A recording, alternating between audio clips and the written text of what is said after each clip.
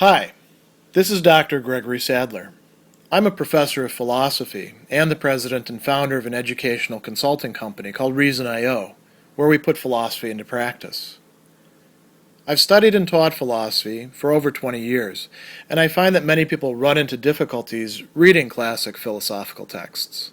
Sometimes it's the way things are said or how the text is structured. But the concepts themselves are not always that complicated, and that's where I come in. To help students and lifelong learners, I've been producing longer lecture videos and posting them to YouTube. Many viewers say they find them useful. What you're currently watching is part of a new series of shorter videos, each of them focused on one core concept from an important philosophical text. I hope you find it useful as well.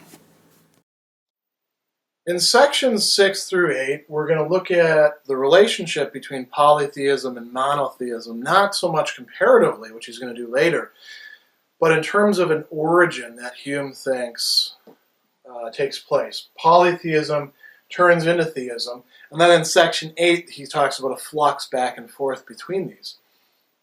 What he's concerned to talk about here is not the philosophers, but the vast mass of ordinary people, including people who are intellectuals but are not philosophically inclined, people who are rulers, people who are involved in administration, and various other activities. So, if you accept Hume's contention that originally everyone was a polytheist, how did they end up becoming theists? One possibility would be that they thought about it and they figured out, there must this polytheism thing, there's internal contradictions here. Theism must be the thing to accept. So he says, maybe you think that it owes its success to the prevalent force of those invincible reasons on which it's undoubtedly founded. So, things like what we call natural theology. Arguments not only for God's existence, but about the nature of God. That God must be, for example, omnipotent, perfect, all good, without human passions, all those sorts of things that people talk about. That motivates philosophers, but that's not what the ordinary person is thinking about. He says, or in fact, the religious person, he says, if you acquaint yourself with the ignorance and stupidity of the people and their incurable prejudices in favor of their particular superstitions, you'll find that that's not plausible. Most people are not arriving at theism through argument.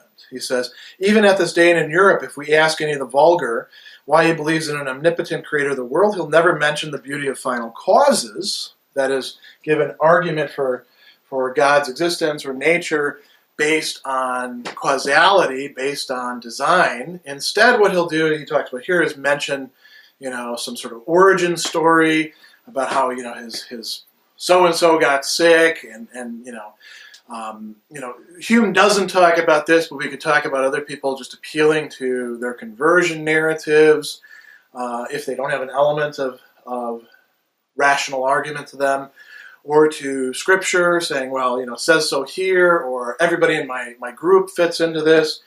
Hume thinks that that's more what people are motivated by. So he says, we can conclude that since the vulgar in nations which may have embraced the doctrine of theism still build it on irrational and superstitious principles, they're never led to that opinion by any process of argument, but by a certain train of thinking. So there is still some thinking going on, but it's ultimately irrational. So it's not rational argumentation that's leading us to theism. It's some sort of irrational process of thought. So what would that include? One of the things that Hume highlights, and this is quite interesting as a supposition, he talks about how praise works. Now, praise is something that you do find in religion. Hymns are quite often, and you find them throughout religions, hymns of praise. Hymns, saying that God is great, and here's the reasons why he or it or whatever we're going to talk about is great, what attributes it has. It tells stories, and you can find not only this in monotheistic religions, but you can also find this in polytheistic religions. There are a number of very interesting praises, not only in Homer, by people of the gods, as well as some vituperation of the gods for being fickle, terrible, things like that. There's also these hymns that were circulating around at the time that we have. And, a lot of the other religious texts that we can look at, the Gathas, for example, in Zoroastrianism, hymns, the Psalms, hymns, canticles throughout the biblical literature are often praise of God. So what's going on there? He says, when we praise people, oftentimes we're praising them because we're afraid of them. We're praising to keep them through flattery from hurting us or hurting our interests. And we also have a sort of tendency to like praise, for its own aesthetic pleasure. And once the ball gets rolling on this, this is a great line, he says, in proportion as men's fears or distresses become more urgent, they still invent new strains of adulation. And even he who outdoes his predecessor in swelling up the titles of his divinity is sure to be outdone by his successor in newer and more pompous epithets of praise. Thus they proceed till they at last arrive at infinity itself. And so, by the process of praise in culture, over generations, the notion of God becomes higher and higher and higher. And now, you could say, well, that's fine. Zeus gets higher, Apollo gets higher, Athena gets higher. How does that actually get you to monotheism? Well, once you get high enough, it sort of sucks everything else into it.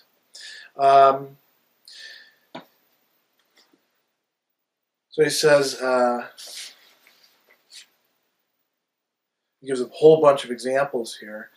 And he says, when more magnificent ideas are urged upon people, they esteem it dangerous to refuse their assent. Will you say that your deity is finite and bounded in his perfections, may be overcome by a greater force, is subject to human passions, pains, and infirmities, has a beginning, and may have an end?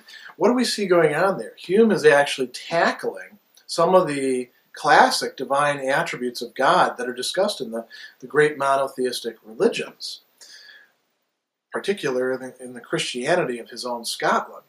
So what happens is, as this process of praise goes further and further and further, people buy into it. People eventually say, yes, there must be one single perfect, absolutely perfect, infinite God, the God of monotheism. And once we do this, he says, how much more must human conception fall short of his infinite perfections? We can even start to begin to think of God as being beyond what we can conceive. So that's an interesting idea. This is giving us an origin of monotheism according to Hume's sort of narrative. Now then he talks about the flux and reflux of polytheism and theism in section 8. He says, it's remarkable that the principles of religion have kind of a flux and reflux in the human mind, that men have a natural tendency to rise from idolatry to theism and then to sink again from theism into idolatry. Now why should that happen? Remember, if our suppositions are actually based on processes of reasoning or argument or natural theology, which Hume is saying that's not what actually goes on, we would never fall away from that. If they are, however, based on irrational modes of thinking, on social processes, then these can fade. So how do we go from theism to polytheism? He says, by degrees, The active imagination of men, uneasy in the abstract conception of objects about which it is incessantly employed, begins to render them more particular. So we start out with, a one single does everything kind of deity, and then that's kind of hard to wrap your head around, particularly once we've stripped away all sorts of qualities and exalted that God to the very, actually above the heavens. And now we need things that we can actually identify with, that we can wrap our heads around, so to speak, because we are imaginative creatures, Hume thinks. So what do?